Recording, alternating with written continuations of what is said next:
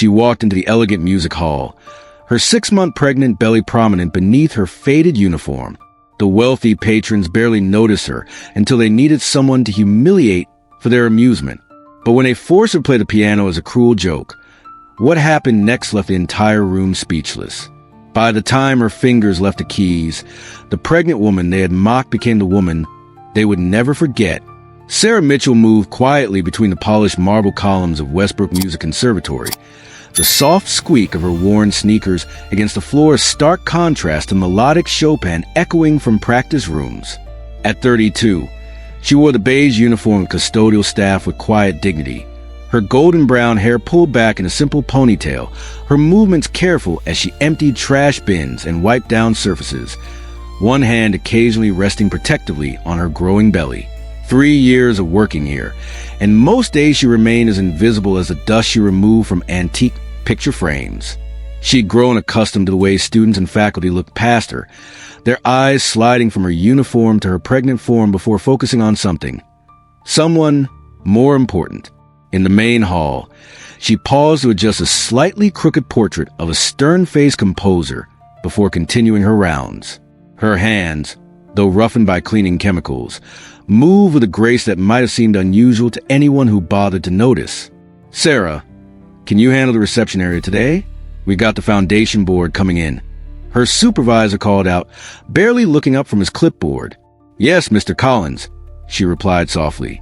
As she moved toward the grand reception area with its soaring ceilings and wall-length windows, Sarah caught a glimpse of the magnificent Steinway in the corner, centerpiece of countless recitals and fundraisers.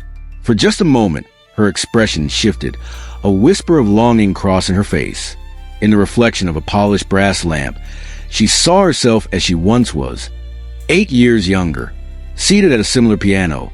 Her future stretched before her like an unwritten symphony. But that was before life had intervened, before choices made from love rather than ambition had set her on a different path. Sarah gently placed her hand on her belly, feeling her baby shift inside. The past was a past. This was her life now, and she had made her peace with it. Or so she told herself each morning. Eleanor Davis strode through the reception area, her heels striking the marble with authoritative clicks.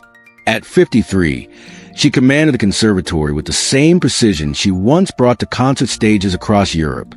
Her tailored navy suit and perfectly styled silver bob projected the image she had carefully cultivated. Success, refinement, unquestionable authority. Those chairs need to be exactly 1 inch apart. Not this haphazard arrangement, she instructed, her gaze flickering dismissively between Sarah's face and her pregnant belly. The Hammond Foundation representatives expect perfection. "Yes, Mrs. Davis," Sarah replied immediately, moving to adjust the chairs, wincing slightly as her back protested. From across the room, Rebecca Wilson observed the exchange with a barely concealed smirk.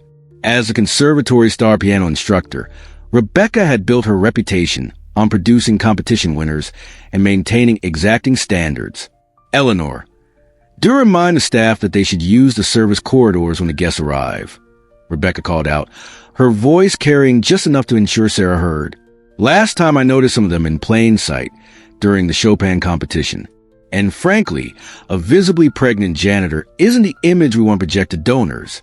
Sarah's cheeks warmed, but her hands remained steady as she continued arranging chairs. These small humiliations had become as routine as dusting the trophy cases. Later, as Sarah polished the brass handrail along the grand staircase, she paused at the sound of the students struggling through a difficult passage on the piano. Through the partially open door, she could see a young girl, maybe 12, her frustration evident as she repeatedly stumbled over the same measures. Without thinking, Sarah whispered, "Try releasing your wrist more on the arpeggios." The girl turned, startled, as Rebecca appeared beside her. "Did you just try to instruct my student?" Rebecca's voice cut through the air like ice. "I'm sorry, You just what?" "Thought your expertise as a pregnant janitor qualified you to comment on piano technique." Rebecca's laugh was sharp. "Please stick to what you know. Cleaning supplies and trash collection. In your condition, you should focus on taking care of yourself, not dispensing musical advice." Sarah's eyes dropped to the floor as the door closed firmly in her face. She resumed her polishing, shoulders slightly more hunched than before. What Rebecca couldn't see was Sarah's fingers moving imperceptibly against the railing, tracing the notes of the piece the student had been playing, correcting, perfecting, completing the passage in a silent performance that no one would ever witness. The day of the annual fundraising gala arrived with a flurry of activity. The conservatory gleamed under Sarah's careful attention. Every surface polished, every chair perfectly aligned. Wealthy patrons would soon fill these halls, their donations determining which programs flourished and which withered in the coming year. Sarah worked quietly in the reception area, one hand occasionally massaging her lower back. When Rebecca burst through the double doors, phone clutched against her ear, face tight with panic. "What do you mean you're in the hospital?" Her voice echoed across the marble floor. "The gala starts in an hour. Ashley, you can't possibly—" She paused, listening, her expression darkening. Food poisoning? Today of all days. As Rebecca ended the call, Eleanor rushed toward her, sensing disaster. "What's happened?" "Ashley can't perform. She's in the emergency room," Rebecca replied. Eleanor's hand flew to her pearl necklace. "But she's our centerpiece. The Hammond Foundation specifically requested Liszt's Hungarian Rhapsody." "I know that," Rebecca snapped, then lowered her voice. "None of my other students can handle that piece without preparation." Michael Turner, a young teaching assistant who had always acknowledged Sarah with simple kindness, a "good morning here, a thank you there," approached hesitantly. "Mrs. Davis, if I might make a suggestion?" Eleanor turned, desperate for solutions. "What is it, Michael?" He hesitated, then continued. "I've heard someone else play that piece quite brilliantly, actually." "Who?" "Professor Williams is out of town, unless you're suggesting one of the graduate students." "No, actually." Michael's eyes drifted toward Sarah, who was dusting a nearby display case, seemingly oblivious to their crisis. "I'm suggesting Sarah." The silence that followed was deafening. Rebecca recovered first, a laugh bursting from her lips. "The pregnant janitor? You can't be serious." "I've heard her playing after hours, when she thought the building was empty," Michael continued, undeterred. "She's remarkable." Eleanor and Rebecca exchanged incredulous glances before both turning to stare at Sarah, who had now frozen in place, duster suspended in midair. "Is this true?" Eleanor demanded. "You play piano?" Sarah lowered the duster slowly, her cheeks coloring. "Yes, ma'am." "And you think you could play Liszt's Hungarian Rhapsody?" Rebecca's tone made it clear how absurd she found the very suggestion. Sarah hesitated, then met Rebecca's eyes directly for perhaps the first time in 3 years. "Yes, ma'am. I can." Eleanor's eyes narrowed as she studied Sarah, seeing her, truly seeing her, for perhaps the first time. "You honestly believe you could perform at our fundraising gala?" Sarah stood perfectly still, caught in the unexpected spotlight of their attention. Around them, staff bustled about preparing for the evening, oblivious to the drama unfolding in their midst. "Let me understand this," Rebecca interjected, her voice dripping with condescension. "You think you can step in for Ashley Bennett, who's been training at elite institutions since she was 5. In your condition?" Her eyes flicked pointedly to Sarah's pregnant belly. Sarah's reply was simple. "I know the piece." Richard Taylor, chairman of the board, approached their small circle, his curiosity piqued by the unusual tension. "What's the problem, Eleanor?" "Apparently," Eleanor said with an artificial laugh, "our custodian believes she can save our gala performance. 6 months pregnant, no less." Richard's eyebrows rose slightly as he assessed Sarah, his gaze traveling from her practical shoes to her simple uniform, lingering on her hands. Hands that had just been emptying trash bins and polishing surfaces. "Well," he said slowly, a certain gleam appearing in his eyes, "this is certainly unexpected." Rebecca leaned closer to Eleanor and Richard, lowering her voice, though not enough to prevent Sarah from hearing. "It might actually work to our advantage. We could present it as part of our community outreach efforts. If she's terrible, we make a self-deprecating joke about our desperate situation. If she's passable, we look generous for giving the help a moment in the spotlight." Eleanor's expression shifted as she considered the possibilities. "The donors might find it charming. A little entertainment before we explain about Ashley's unfortunate situation." Sarah stood silent, invisible once more as they discuss her, as if she were an object, a prop for their performance rather than a person with feelings and dignity. "It's settled then," Eleanor announced, turning back to Sarah. "You will play tonight. One piece, the list. And if I refuse?" Sarah's question hung in the air, surprising even herself with its boldness. Eleanor's smile never reached her eyes. "Then we'll need to reassess whether your position here is still necessary. Budget cuts, you understand." In that moment, Sarah faced a choice that reached far beyond music. This was about her dignity, her identity, the parts of herself she had carefully hidden away. This was about standing up or backing down. The grand hall filled with conservatory's most generous patrons, their evening attire glittering under crystal chandeliers. In the wings, Sarah stood alone, still in her beige uniform, the name tag Sarah M. pinned to her chest like a scarlet letter identifying her as outsider, as other. Eleanor tapped the microphone, her practiced smile gleaming. "Ladies and gentlemen, we have a slight change to our program tonight. Our scheduled pianist had an unfortunate emergency." She paused, her voice taking on a theatrical quality. "However, in the spirit of our community outreach initiatives, we have a special alternative performance." Murmurs rippled through the crowd as Eleanor continued. "One of our maintenance staff has volunteered to demonstrate how music touches all lives, regardless of background or training." The introduction hung in the air like a veiled insult as Sarah walked onto the stage, her pregnant form illuminated by the harsh spotlight against her simple clothes. A few titters of laughter floated from the back of the room. Rebecca stood near the curtain, arms crossed, a satisfied smirk playing at her lips like a cat who trapped a mouse for its own amusement. Sarah sat at the magnificent grand piano, its polished surface reflecting the uncertainty in her eyes.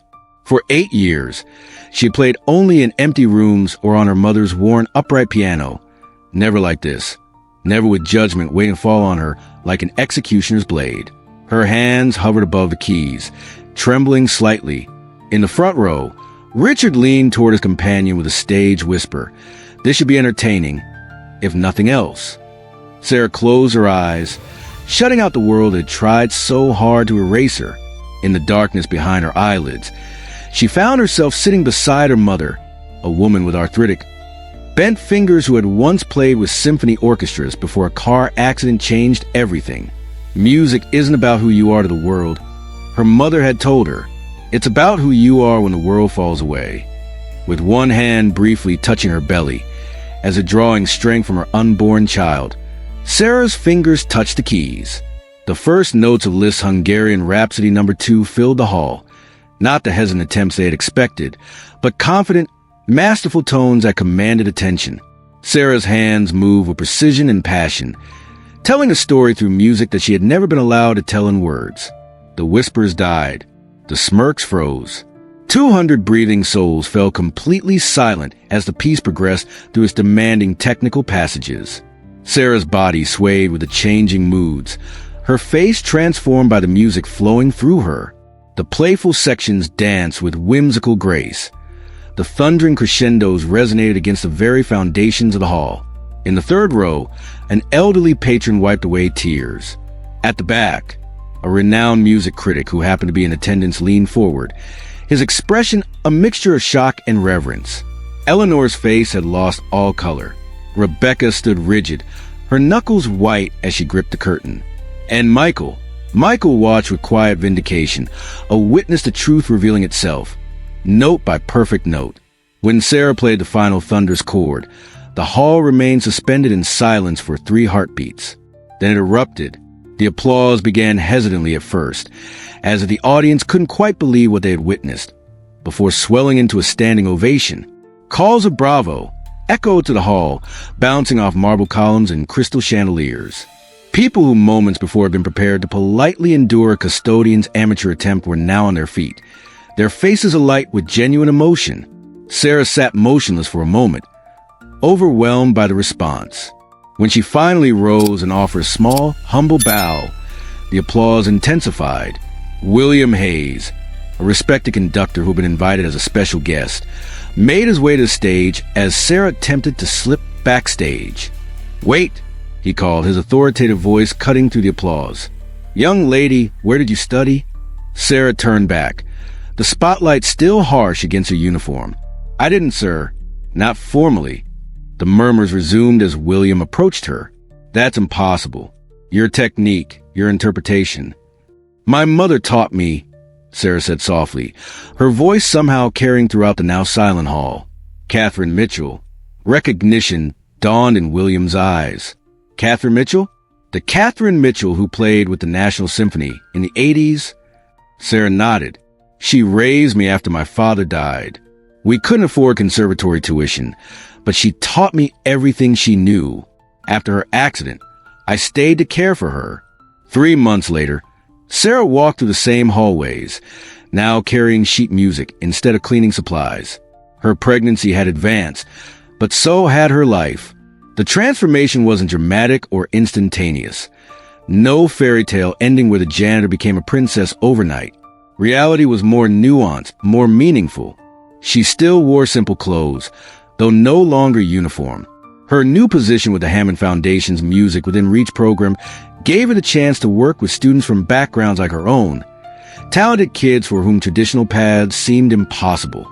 As she passed the reception area, she nodded to Eleanor, who returned the gesture with a tight smile. Their relationship had evolved into something resembling mutual respect, if not warmth. Some lessons were learned slowly, if at all. In the East practice room, 8 teenagers waited for her, their faces a mix of hopeful and guarded. They came from neighborhoods where music programs had been cut, where pianos were luxuries beyond reach. "My mother used to say that music isn't about who you are to the world," Sarah told them as she sat at the piano, her hand resting briefly on her belly. "It's about who you are when the world falls away." She began to play, just as she had that night, not to prove anything, but because music was her truth. As her students watched, their eyes widening at what was possible, Sarah finally understood. Sometimes the greatest act of courage is simply being who you are without apology, in a world that tried to make you invisible. If this story touched your heart, share your thoughts in the comments below. Have you ever been underestimated during pregnancy or seen someone face similar discrimination? Your experiences matter, and every share helps change perceptions about pregnant women's capabilities. Subscribe for more powerful stories that challenge stereotypes and celebrate the strength of expectant mothers.